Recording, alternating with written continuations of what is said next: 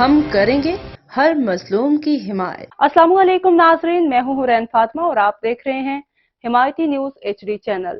نظر ڈالتے ہیں آج کی اہم خبر پر۔ سانگھڑ ڈسٹرکٹ کونسل سانگھڑ کے چیئرمین کی خالی نشست پر GDA کے امیدوار محمد حسن مری اور پیپلز پارٹی کے امیدوار سید ریاض حسین شاہ خراسانی کے فارم بحال ہو گیا۔ اس موقع پر سید ریاض حسین شاہ خراسانی نے میڈیا سے گفتگو کرتے ہوئے کہا کہ وہ گزشتہ 10 سالوں سے وزیر اعلیٰ سندھ کے مشیر رہے ہیں، عوام کی خدمت کی ہے، پارٹی قیادت کے حکم پر MTA کا فارم جمع کرایا اور پارٹی قیادت کے حکم پر واپس لے لیا۔ اب پارٹی قیادت کے حکم پر ڈسٹرکٹ کونسل کے چیئرمین کے امیدوار کے لیے فارم جمع کرانے ہیں۔